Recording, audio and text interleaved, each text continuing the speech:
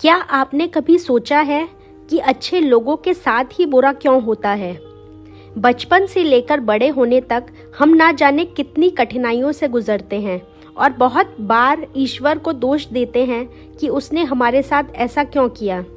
कई बार उन कठिनाइयों से निकलने के बाद हमें एहसास होता है ईश्वर ने जो किया वो अच्छा किया। ऊपर वाला हमारे लिए हमेशा सही निर्णय लेता है।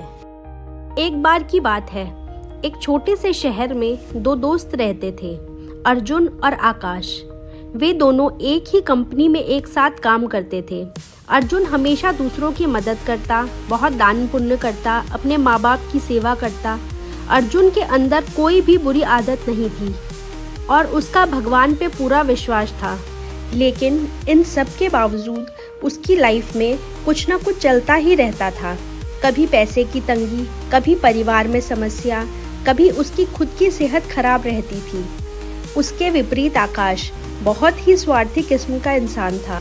वो कभी किसी की मदद ना करता और हमेशा दूसरों को परेशान करता रहता था।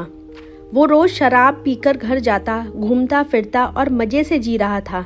उसकी लाइफ में कोई परेशानी नहीं थी, सब अच्छा चल रहा था। आकाश अर्जुन को भी हमेशा समझाता रहता था कि क्या तू हमेशा दूसरों की मदद करने में अपना समय और पैसे बर्बाद करता रहता है।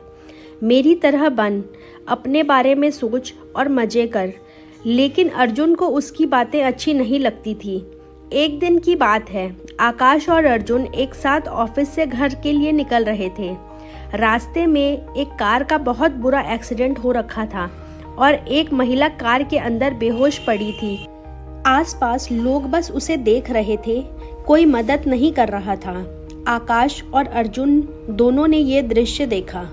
आकाश तो एक्सीडेंट देखकर वहां से चला गया, पर अर्जुन वहीं रुक गया। उसने तुरंत एम्बुलेंस बुलाई और उस महिला को हॉस्पिटल लेकर गया। उस महिला का बहुत खून बह चुका था, पर समय से हॉस्पिटल पहुंचने की वजह से उसकी जान बच गई। उस महिला ने अर्जुन को धन्यवाद किया।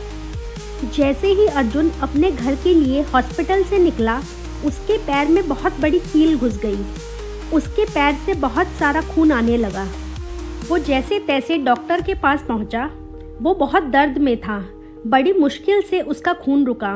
उसका दिल बहुत दुखी हुआ कि दूसरे का भला करने निकला था और खुद के ही चोट लग गई। अगले दिन जब वो ऑफिस पहुंचा तो उसने देखा आकाश को सब बधाई दे रहे हैं। पूछने पर उसे पता चला कि आकाश का प्रमोशन हो गया है। उसने भी आकाश को बधाई दी, पर उसके दिमाग में अब बस ये चल रहा था कि उसने कल उस लेडी की जान बचाई और उसके खुद के ही चोट लग गई। उसके विपरीत आकाश बिना कोई मदद किए चला गया और उसे प्रमोशन मिला। ये सब बातें सोचकर वो बहुत दुखी था। उसी दिन उनके ऑफिस के पास एक बहुत प्रसिद्ध गुरु आए हुए थे। ऑफिस के सारे लोग उनसे मिलने गए। कोई उनके दर्शन करने तो कोई अपनी परेशानियों का हल ढूंढने। अर्जुन के दिमाग में बहुत कुछ चल रहा था। वो सोच रहा था कि बेकार है किसी की मदद करना। अर्जुन और आकाश दोनों एक साथ ही गुरुजी के पास पहुंचे। अर्जुन ने गुरुजी से पूछा, गुरुजी, मैं जितना हो सके उतनी सबकी मदद करता हूँ, और बीते दिन वाला पूरा किस्सा गुरुजी को सुना दिया। गुरुजी बहुत ज्ञानी थे।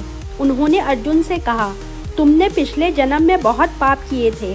तुम्हारा तो कल बहुत बड़ा एक्सीडेंट होना लिखा था, पर तुमने इस जन्म में बहुत अच्छे काम किए हैं, तो बस एक कील चुभने से बात टल गई।